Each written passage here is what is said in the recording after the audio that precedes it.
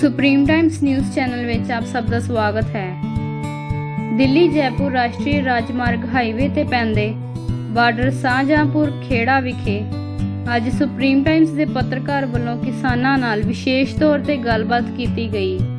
ਕਿਸਾਨ ਅੰਦੋਲਨ ਨੂੰ ਹੁੰਗਾਰਾ ਦੇਣ ਲਈ ਪਹੁੰਚੇ ਸਾਬਕਾ ਵਿਧਾਇਕ ਪਵਨ ਦੁੱਗਲ, ਕਾਲਾ ਥੋਰੀ, ਨਿਸ਼ਾ ਸ਼ਰਮਾ, ਰਾਣੀ ਦੁੱਗਲ, ਬਾਬਾ ਮਹਿੰਦਰ ਸਿੰਘ, ਕੁਲਦੀਪ ਸਿੰਘ, विनोद बिश्नोई, सुरिंदर धरनिया, दूली चंद, दलीप सिगड़, शिव कुमार समेत वड्डी गिनती विच किसान पहुंचे हुए सन।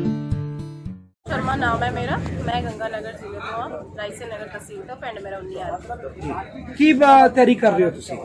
एक्चुअल च कल महिला दिवस है, असी उसकी तैयारी कर रहे हैं इत्थे और असी पहले दिन तो ही किसान मोर्चे ते डटे हुए हैं। जिस तरीके नाल हरियाणा सरकार ने अगे जान नहीं दिता सी दिल्ली, तो असी उस दिन तो इत्थे हैं। असी सारे, चाहे सर्दी सी हुण चाहे गर्मी शुरू हो गई, असी सारे इत्थे डे भी सैलीब्रेट करते हैं, किसानों का समर्थन करते हैं और लगातार हुण असी जिस तरीके नाल महिला दिवस आ रहा है उस तरीके नाल ओहदियां तैयारियां भी कर रहे हैं। इन्हां दे विच असी तुसीं देख रहे हो, असी दाल दे नाल लिखिआ इहदा साडा जो साडा मैसेज देना चाहते हैं किसानों का यही है कि असी फसलां पैदा करते हैं, किसान पैदा करता है, उन्होंने अज जे इत्थे बैठ के कोई चीज़ खाता है तो उन्होंने सोशल मीडिया पर बड़ा वायरल किया जाता है। तो उन्होंने असी मैसेज देना चाहते हैं कि जे किसान पैदा कर सकता तो उन्होंने खाने का भी उहदा हक है। कितने टाइम तो तुसी डटे हुए अंदोलन? सानू लगभग 3 महीने हो चले, असी पहले दिन तो 13 दिसंबर तो इत्थे ही हैं। ऐसे लड़कियों को किसी स्पेशली लेडीज को कोई प्रॉब्लम किसी तरह की फेस करनी पै रही है? कोई प्रॉब्लम नहीं हैगी, साडे सारे आपदे ही लोग हैगे आ, भरा बंधु हैगे, सारे आपदे बजुर्ग हैगे, साडा बड़ा ध्यान रखते हैं, हर तरह की सानू सुविधा हैगी इत्थे, सानू किसी तरह की कोई समस्या नहीं। दिशा रवि दे नाल जिस तरह दा ट्रीट किया गया उसनू किवें देखदे हो? एक्चुअल च बहुत गलत सी। एक्चुअल च जिवें कि मोदी सरकार आ पहला कहंदी है कि बेटी बचाओ बेटी पढ़ाओ, जो बेटी पढ़ जाती है पहला तो बचती नहीं गई, पहली गल तो जे बच जाती तो पढ़ जाती, सवाल चकती है तो उन्होंने जेलों च बंद कर दिता जाता है क्योंकि आपदे हक लिए लड़ती है। ये बहुत घटिया इन्हां दी सोच हैगी, तो चाहे वो इन्हां लई कोई कुड़ी होवे चाहे कोई लेडीज होवे, इन्हां ने हर तरह के अत्याचार इन्हां दे नाल कीते हैं। कल नूं जिहड़ा संगठन है वो महिला दिवस मनाउण जा रहा है, की कहना चाहोगे? बिल्कुल, मैं सारिਆਂ ਨੂੰ ਇੱਥੇ ਅਸੀਂ ਅਨਾਉਂਸ ਵੀ ਕਰ ਰਹੇ ਹਾਂ ਕਿ ਵੱਧ ਤੋਂ ਵੱਧ ਸਾਡੇ ਮੋਰਚੇ ਤੇ ਵੀ ਮਹਿਲਾ ਪਹੁੰਚ ਰਹੀਆਂ ਆ ਔਰ ਪਹੁੰਚਣਗੀਆਂ ਵੱਡੀ ਤਾਦਾਦ ਦੇ ਵਿੱਚ। ਤੇ ਮੋਦੀ ਜੀ ਵੀ ਨੇ ਜਿੱਦਾਂ ਜਿਸ ਤਰੀਕੇ ਨਾਲ ਅਨਾਉਂਸ ਕੀਤਾ ਸੀਗਾ ਕਿ ਇਹ ਇੱਥੇ ਅੰਦੋਲਨ ਦੇ ਵਿੱਚ ਮਹਿਲਾ ਦੀ ਕੋਈ ਜ਼ਰੂਰਤ ਨਹੀਂ, ਕਿ ਬਜ਼ੁਰਗਾਂ ਦੀ, ਬੱਚਿਆਂ ਦੀ ਲੋੜ ਨਹੀਂ, ਪਰ ਜਦ ਜੇ ਘਰ ਲੇਡੀਜ਼ ਚਲਾਉਂਦੀ ਹੈ ਉਹਦੀ ਹਰ ਜ਼ਰੂਰਤ ਉਸ ਖੇਤੀ ਤੋਂ ਸ਼ੁਰੂ ਹੁੰਦੀ ਹੈ, ਉਹਨੇ ਆਪਦਾ ਪਰਿਵਾਰ ਚਲਾਉਣਾ, ਬੱਚਿਆਂ ਨੂੰ ਪਾਲਣਾ, ਤੇ ਮਹਿਲਾ ਕਿਤੇ ਘੱਟ ਨਹੀਂ ਗਈ। ਕੱਲ ਮਹਿਲਾ ਅੰਤਰਰਾਸ਼ਟਰੀ ਦਿਵਸ ਹੈਗਾ ਤਾਂ ਉਸ ਤੇ ਵੀ ਉਹ ਦਿਖਾ ਦੂਗੀ ਭਾਰੀ ਸੰਖਿਆ ਦੇ ਵਿੱਚ ਪਹੁੰਚ ਗਈ ਕਿ ਮਹਿਲਾ ਵੀ ਕਿਸਾਨਾਂ ਦੇ ਨਾਲ ਕੰਧੇ ਨਾਲ कंधा जोड़ के खड़ी है। पवन दुग्गल, मैं राजस्थान से हूँ, अखिल भारतीय खेत मजदूर यूनियन राजस्थान का महामंत्री हूँ और 13 तारीख से पहला लंगर हमने यहाँ शुरू किया था। यहाँ से तकरीबन 550 किलोमीटर दूर घरसाना पड़ता है, अंतर्राष्ट्रीय भारत पाकिस्तान सीमा के पास है। हम लोग 13 तारीख को यहाँ पहुँचे थे और आज लगातार किसानों के साथ 84-85वें दिन के अंदर हम लोग निकल चुके हैं और दिन रात हम लोग यहाँ, हमारे पूरी टीम जो है आप देख रहे हो, वो इन तीनों कृषि कानूनों को रद्द करने एवं MSP पर कानून बनाने तक हम लोग लगातार इस संघर्ष को आगे बढ़ाने का काम करते रहेंगे। पवन जी, आप पॉलिटिकल एक जथेबंदी भी चला रही हैं, आप प्रेसिडेंट रही हैं, आप विधायक भी हैं, तो आपको क्या लगता है क्यों नहीं सरकार झुक रही जब इतना प्रोटेस्ट हो रहा है? एक्चुअली क्या है, ये सरकार पर्दे के पीछे भाजपा जरूर है लेकिन इस सरकार को RSS चला रहा है और RSS का जो एजेंडा है वो शुरू से एजेंडा इनका हिंदुत्व का है, हिंदू राष्ट्र के निर्माण का है। असल में इन्होंने सारी इंडस्ट्रीज जितने भी आप देख रहे हो, मशीनरी जो सरकार की थी, चाहे वो रेल थी, चाहे वो एयर थी, चाहे वो BSNL थी, तमाम को इन्होंने निजीकरण की श्रेणी में डाल दिया है। और अब जो देश के अंदर अगर एक चीज बची है वो है खेती। तो इनका मानना ये है कि अगर खेती पे पूरी तरह कब्जा कर लिया जाए तो पूरी तरह एक ईस्ट इंडिया कंपनी की तरह अडानी कंपनी को यहाँ लागू कर दिया जाएगा, तो फिर जो देश की एक ताकत है वो ताकत कमजोर होगी। और ये जो सपना लेके बैठे हैं कि हम अपना हिंदू राष्ट्र बनाएंगे, जिसके अंदर आप देख रहे हो पिछले 7 सालों से हिंदू की लड़ाई मुसलमान के साथ, मुसलमान की लड़ाई अन्य के साथ, जातियों की, धर्मों की, ये जो हम देख रहे हैं ये पिछले 7-8 सालों के दौरान लगातार बढ़ रहा है और ये इनका मैनिफेस्टो है, इनका एजेंडा है। चूंकि अब किसान उड़ चुका है तो इनके वो सपने तो धरे के धरे रह गए। आपने देखा होगा कि चाहे जेएनयू की लड़ाई हो, टुकड़े टुकड़े गैंग बनाया, मुसलमानों की लड़ाई हो, उनको पाकिस्तान बनाया, जब ये पंजाब की जत्थेबंदियां उठी तो सीधा हमला आरएसएस ने ये किया कि ये खालिस्तान की मांग कर रहे हैं, जिसका सुनियोजित उदाहरण 26 जनवरी को हमें देखने को मिला था। तो इस प्रकार, लेकिन चूंकि ये बहुत मजबूत लोगों के हाथ में आंदोलन है, बहुत मजबूत जत्थेबंदियां हैं, जो लोग अगुवाई कर रहे हैं वो जन आंदोलनों से निकले हुए लोग हैं, इसलिए सरकार की तमाम जो इनके एजेंडे हैं वो धीरे धीरे सारे धराशायी होते जा रहे हैं। और यही कारण है कि पंजाब ने जिस आंदोलन को शुरू किया वो हरियाणा होते हुए, राजस्थान निकलते हुए पूरे उत्तर प्रदेश और भारत के कोने कोने में पहुंच चुका है। तो सीधी सी बात यह है कि ये केवल किसान की बात नहीं रही। अब हमारी जो संघर्ष है वो किसान के तीनों कृषि कानून, बिल और एमएसपी के साथ साथ ये भी है कि जो इनका एजेंडा है, जो हिंदुत्व की ये बात कर रहे हैं, ये देश भारत के संविधान से निर्मित है, संविधान से चलेगा। जिले से हूँ और सबसे पहले 5 ट्राली लेके 13 दिसंबर को हम किसान लगभग 500 किलोमीटर दूर से आए थे।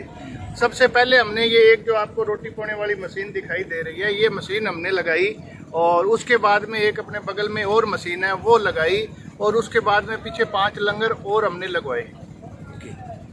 धरना कैसे चल रहा है और कैसे लोग आ जा रही है? धरना बहुत बढ़िया चल रहा है हमारा। पूर्वी राजस्थान में इतना काम है कि फसल पीक के ऊपर है। तो 25 फरवरी को जो हमने महापंचायत वहाँ पर बुलाई थी करीरी गांव में, 1 लाख से भी ज्यादा लोग थे इतने व्यस्त काम के अंदर भी। डेली कितने किसान आ रहे हैं? डेली 7-8 हजार किसान जो है रोजाना आते हैं, 7 दिन रहते हैं, फिर हम काम को देखते हुए शिफ्ट चेंज कर देते हैं, फिर वो किसान चले जाते हैं, आधे दूसरे किसान, नए किसान यहाँ आ जाते हैं। कोई समस्या आ रही है धरने में? उसके बाद 26 के बाद में क्या पोजीशन बनी, एक्चुअल पोजीशन क्या है? 26 के बाद में 3-4 दिन जो केंद्र सरकार ने माहौल बनाया जिस तरीके का, उस तरीके से हम भी थोड़े से नर्वस हो गए, लेकिन हमें पूरा विश्वास था कि हम सच्चाई की लड़ाई लड़ रहे हैं, सच्चाई जनता के सामने जरूर जाएगी। और 3-4 दिन बाद जो यूपी के अंदर टिकैत जी के साथ जो घटना हुई, टिकैत जी को मारने की कोशिश की गई, हमारे पंजाबी भाइयों को बीजेपी के एमपी एमएलए द्वारा मारने की कोशिश की गई, तो तुरंत लोग समझ गए कि ये बीजेपी का प्रोपेगेंडा है और बीजेपी इस आंदोलन को कुचलना चाहती है। तो लाखों लाख लोग जो है रात को ही सारे मोर्चों के ऊपर आ गए और बीजेपी को बैकफुट पे जाना पड़ा। उसके बाद में हमारे पूरे देश में सभाएं चल रही है और उन सभाओं में 50 हजार से 1 लाख के करीबन लोग आ रहे हैं और वो मोर्चों के ऊपर भी आ रहे हैं और अपने लोगों को जागरूक भी किसानों को कर रहे हैं। जैसे ये प्रोपेगेंडा किया जा रहा है कि नौजवान जहां से आंदोलन से दूर हो रहा है, इसमें कितनी सच्चाई है? हमने पिछले हफ्ते पूरा युवा दिवस बनाया है, उसके अंदर ज्यादातर भागीदारी युवाओं की रही है। अभी स्कूल कॉलेज खुल गई है तो स्कूल कॉलेज जो हॉस्टलों के अंदर भी नौजवानों ने मीटिंगें शुरू कर दी है। नौजवान तो बहुत साथ दे रहा है हमारा। ये सरकार की गलतफहमी है कि महिलाएं दूर हो रही है, नौजवान दूर हो रहे हैं, किसान दूर हो रहे हैं, वो गलतफहमी में ना रहे। हर वर्ग का किसान, मजदूर, महिला, व्यापारी, सब लोग इस आंदोलन से बहुत जुड़ रहे हैं। राजस्थान सरकार का कितना का सहयोग मिल रहा है? देखिए, पहली बात है किसानों ने सरकारों से कोई सहयोग मांगा नहीं, चाहे राजस्थान हो चाहे पंजाब में आप देख लो, चाहे हो सकता है एंटी गवर्नमेंट इनकी है, लेकिन ये आंदोलन तो किसानों का है। किसानों को कोई चीज की जरूरत नहीं है। हालांकि बहुत सारे पॉलिटिशियन नेता कहते हैं हमसे सहयोग ले लो, हमने कहा भी ये किसानों का है, किसानों का ही रहने दो, हम लड़ाई अपने आप लड़ रहेंगे। सरकार का जो काम है सरकार करे, हमारी लड़ाई हमें खुद लड़ने दें। जुगलपुरा जिला सीकर। क्या कहना चाहोगे आप आंदोलन के बारे में? जी, आंदोलन के बारे में यही कहना चाहेंगे कि ये आंदोलन देर सवेर हम जीतेंगे। किसान मजदूर जो मुहिम उठाई है वो अपने हक के लिए लड़ रहा है, ये जीतेगा। तो मोदी ये कहते हैं कि मैं कांग्रेस विहीन कर दूंगा, तो ये लोग निरा और निरा इस देश की हर संपत्ति को, मेहनत से कमाई हुई संपत्ति को बेचने में तुले हुए हैं। तो ये उन अपने मकसद में कभी कामयाब नहीं हो सकते।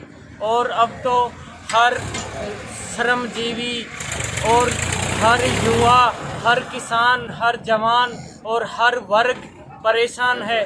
तो मैं कहना चाहूँगा कि इसने महंगाई को इस स्तर पर ला दिया कि हर आम आदमी की कमर तोड़ दी। तो ये एक देश का देशव्यापी आंदोलन ही नहीं है, ये विश्वव्यापी आंदोलन होता जा रहा है। और इसमें मैं कहना चाहूँगा ज्यों ज्यों भीजे कामरी त्यों त्यों भारी होए। अब जो मोदी सरकार है इसके विश्वव्यापी रूप को देखते हुए घबरा रही है, इसीलिए ये मतलब यही चाहते हैं कि इस देश में आरएसएस और बीजेपी ही राज करे, तो ये अब घुटनों के बल लाने में हम लोग कामयाब होंगे और जीत निश्चित किसान वर्ग की है, मजदूर की है। और ये यहाँ तक ही सीमित नहीं है, हर वर्ग को इन्होंने मजबूर कर दिया आंदोलन करने के लिए। ये कहते थे देश बचाएंगे, काला धन लाएंगे, किसानों की आय दोगुनी करेंगे, स्वामीनाथन आयोग लागू करेंगे। तो उस समय तो पहले तो हमने अंग्रेजों के विरुद्ध लड़ाई लड़ी थी और ये अपने देश में दुश्मन हो रहे हैं, इसलिए हमें इनसे बहुत जल्दी लड़ाई जीत करके जाने की उम्मीद है। सरवणलाल खाटू श्याम जी, जिला सीकर।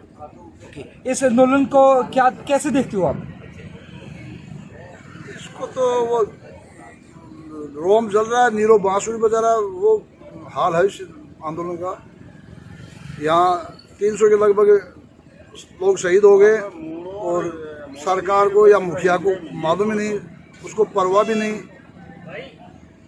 उसको ये नहीं मालूम है 300 किसान मर गए, कोई छोटी मोटी बात थोड़ी है ये।